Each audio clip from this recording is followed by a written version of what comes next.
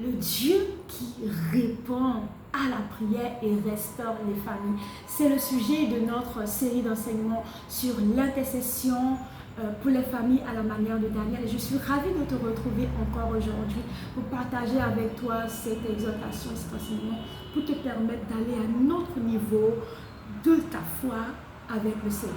Alors, nous sommes dans notre série d'enseignements et aujourd'hui, j'aimerais te rassurer que nous avons un Dieu fort et puissant qui répond aux prières et qui est sur le point de restaurer ta famille. Et nous allons aller dans Daniel 9, 21 à 23. Mais avant, tu es là pour la première fois, tu me découvres. Déjà, active la cloche notification.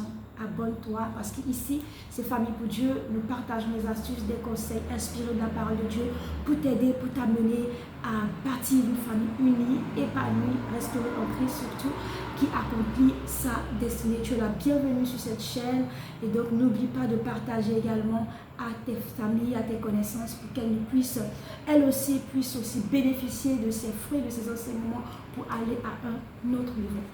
Let's go! Daniel 9, 21 à 23. Je parlais encore dans ma prière quand l'homme Gabriel que j'avais vu précédemment dans une vision s'approcha de moi d'un vol rapide au moment de l'offrande du soir. Il m'instruisit et s'entretenait avec moi.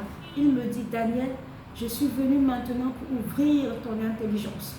Lorsque tu as commencé à prier, la parole est sortie. Et je viens pour te l'annoncer car tu es un bien-aimé. Sois attentif à la parole et comprends la vision. Amen. Amen. Amen. Amen. Donc là, nous avons Daniel qui reçoit la belle et merveilleuse visite de l'ange Gabriel qui vient lui donner la réponse, qui vient lui parler pour le rassurer. Et ça, c'était encore Daniel qui était encore en train de prier. Il dit quoi? Je parlais encore dans ma prière. Donc, il continue à prier et il a eu la merveilleuse visite de l'ange qui vient lui dire, donc l'ange vient rapidement d'un vol rapide. Au moment de l'offrande du soir, il l'instruisit et il prend le temps de causer, d'échanger. J'aime cette partie.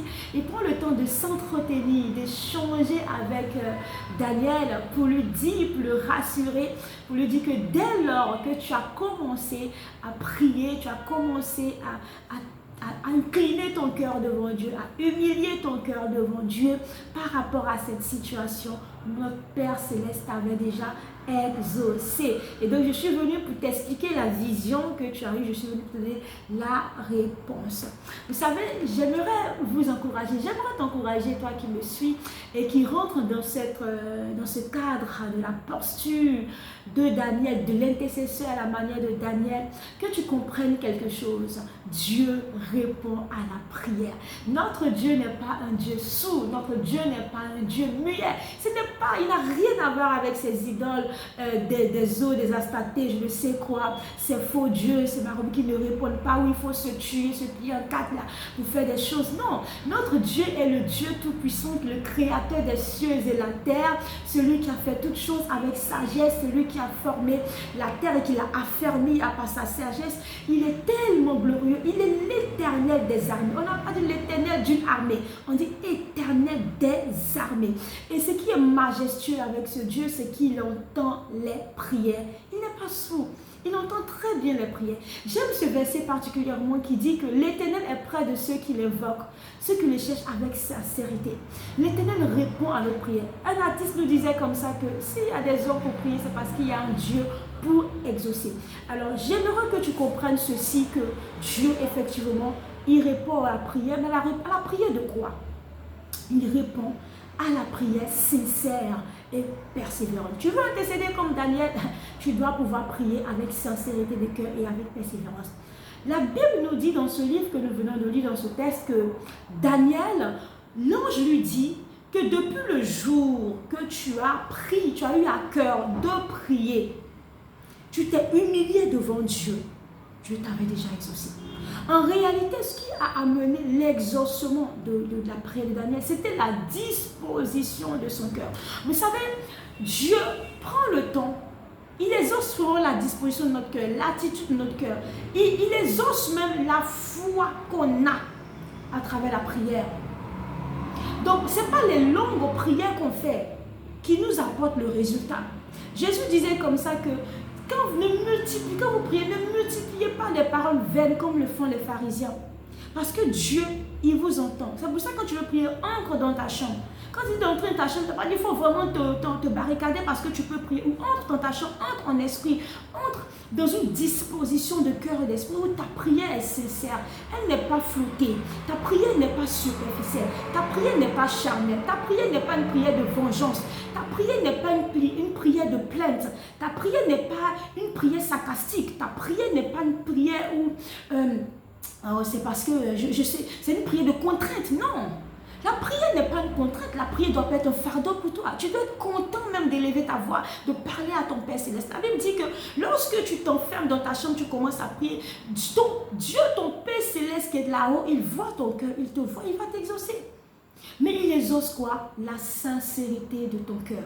Il exauce quoi? La bonne disposition de ton cœur. Qu'est-ce qu'il exauce dans ton corps? Il exauce la persévérance dans la prière. Comme nous avons dit précédemment, derrière chaque blocage familial se cache un combat spirituel. Donc si tu ne comprends pas certaines choses, tu vas abandonner en cours de chemin. Mais ce qui est majestueux, c'est que Dieu t'entend. Laisse-moi te donner cette bonne nouvelle. Dieu entend tes prières. Dieu entend tes prières. Dieu entend tes prières et il est sur le point de restaurer ta famille. Tu peux me dire Amen dans les commentaires parce que notre Dieu, il est juste merveilleux. Est-ce que vous savez que dans le livre de Psaume 29, on a un peu pris le temps, le psalmiste a pris le temps de décrire. Il nous dit que Dieu, la voix de l'Éternel, elle est majestueuse. La voix de l'Éternel, elle est puissante. Elle retentit sur les grandes eaux. Et tu vois que Dieu est dans son palais et tout s'écrit gloire. Je dis, je ne sais pas comment toi tu fais pour ne pas admirer la grandeur et la puissance, la majestuosité, la suprématie du Dieu glorieux que nous adorons. Je suis amoureuse de lui. J'aime mon papa Yahweh parce qu'il est tellement extraordinaire. Et je veux t'encourager. Je ne sais pas ce que tu vis. Je ne sais pas jusqu'à présent quels sont les sujets de prière que tu as monté vers le trône de Dieu et tu te dis que le Seigneur t'a pas entendu ou tu ne te vois pas. Non. Non, le Seigneur te voit. Le Seigneur t'entend. Et souvent, vous savez, un père disait comme ça que le but du diable, c'est de te décourager et de te faire croire que Dieu n'existe pas les prières et que Dieu, il est lent, que Dieu, il paie trop de temps. Parce que si tu persistes, tu vas forcément avoir le résultat. Donc le diable t'oppresse. Plus tu pries, souvent plus tu pries, plus tu médites, plus tu t'engages, plus tu fais des sacrifices, plus tu fais des offrandes. C'est que j'ai l'impression que l'oppression devient encore plus forte. L'oppression devient encore plus forte et tu es sur le point d'abandonner. Attends, c'est le piège même, c'est le plan du diable de te faire capituler. C'est le piège du diable même pour te dérouter parce qu'il voit, le diable voit, il voit que tu as 2 pas de la grâce, il voit que tu as 2 pas de la bénédiction, il voit que tu as l'entrée de ta restauration, de la restauration de ta famille. Donc qu'est-ce qu'il fait? Il va bien entendu te mettre des barrières, te faire croire que Dieu ne t'entend pas, te faire croire que oh, ça dure trop, oh, l'attente elle est trop longue, oh, si je prends les raccourcis, je pense que mais le raccourci que tu veux prendre là, il va te rattraper devant et tu auras tout perdu, tu seras encore obligé de reprendre à zéro. Dernièrement, je regardais sur les réseaux sociaux et j'ai vu le post d'une dame qui disait comme ça que nous tous, nous sommes dans la file d'attente. Nous sommes tous dans la file d'attente pour recevoir notre miracle et notre restauration. Nous sommes tous dans la file d'attente. On est concentrés dans la file d'attente. Donc si tu ne fais pas attention et que tu te lèves, tu dis oh ça dure trop, je vais à la boutique ou je vais me promener, je vais aller ailleurs. Quand tu vas revenir, tu perds ta place. Comme on le dit à Abidjan, un voyageur qui se lève là, il perd sa place. Donc tu vas perdre ta place et quand tu vas revenir, tu vas te rendre compte que la queue est devenue longue. Donc tu te retrouves encore derrière et tu reprends à zéro. C'est ce que le diable fait. C'est une distraction du diable. De te faire croire que Dieu ne t'écoute pas. Dieu, c'est trop long, c'est difficile, la pression. Tu ne vas pas mourir. Écoute, les épreuves que tu vis là ne vont pas te tuer.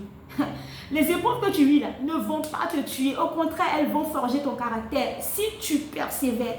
La Bible dit qu'après que vous aurez souffert pendant un peu de temps, vous allez récolter. vous allez moissonner. C'est juste souffler pendant un peu de temps. C'est un peu de temps seulement. C'est pas beaucoup. C'est juste un temps.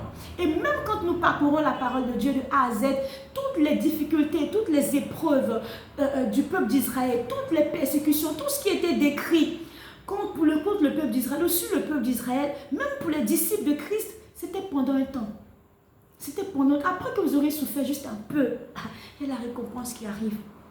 Il y a la récompense qui arrive. Même quand le peuple d'Israël était en esclavage, même qu'ils étaient en exil, ils ont été dispersés. Dieu avait défini un temps. Vous allez tous les rassembler. Lisez la parole de Dieu, elle est trop magnifique. Il avait disposé un temps où il allait les rassembler. C'est pour ça que c'est important de découvrir la parole de Dieu, parce qu'il y a des promesses dedans qui sont établies. Pendant un temps, c'est vrai, tu seras humilié, rabaissé, rejeté. Tu auras l'impression que le ciel est fermé sur ta tête et que tes prières ne montent pas. Mais laisse ça, c'est juste pendant un temps. Quand le temps de Dieu va sonner, quand le temps de Dieu sort, je t'assure, tu danses sans musique. Tu danses sans musique. C'est pour ça que je vais t'encourager à ne pas baisser les bras.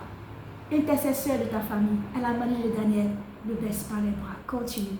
Alors tu vas comprendre que le message de l'ange Gabriel à Daniel, c'est que dès le premier jour, Dieu l'avait déjà entendu.